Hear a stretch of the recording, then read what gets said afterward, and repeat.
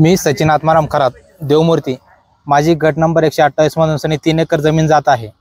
आज आम्ही धरणे आंदोलनावर बसलो। आज आमचा 7वा दिवस आहे, तरी प्रशासन अजून कोणत्याही प्रकारची दखल घेत आहे असं कुठेही दिसत नाहीये।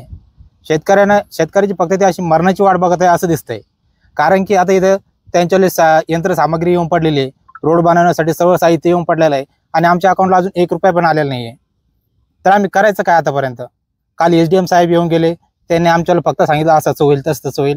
त्यांनी आमच्याला फक्त एक गेस घेऊन गेले, काय होऊ शकतं काय नाही सांगितलं आम्हाला। आणि याच्या अगोदर कलेक्टर साहेब जे येऊन गेले त्यांनी आम्हाला आश्वासन दिलं की म्हणे या तुमच्या भावामध्ये फरक होऊ शकतो म्हणे, काही ना काहीतरी तुम्हाला मावेजा वाढून भेटू शकतो म्हणे। एक आम्हाला आश्वासन दिलं। त्याच्यानंतर 1 महिना घेतला त्यांनी, म्हणे आम्हाला 1 महिना द्या म्हणे। 1 महिन्याच्या नंतर येतात आणि आम्हाला सांगतात की याच्यामध्ये काही होऊ शकत नाही म्हणे। आता आम्ही करायचं काय? एकतर त्यांच्या सगळी सामग्री येऊन पडली, रोड बनवण्याची पूर्ण तयारी झाली, आमच्या खात्याला अजून 1 रुपया नाही आहे। आज आमची शेती जाणार आहे, त्याच्यामध्ये शेती जाईल। आज आम्ही बेरोजगार होणार आहे। बेरोजगार झाल्यानंतर आम्ही करायचं का? आता जून महिना चालू होणार आहे। आमच्या जमिनीची ताब्यात घेण्यासाठी इथं त्यांच्याला कॉन्ट्रॅक्टदार येऊन पडलेले आहेत। तर आमच्यासाठी भविष्य आमच्याला कशावरती निर्भर करावं? आम्ही आमच्यावरती आज मरण्याची वेळ आलेली आहे।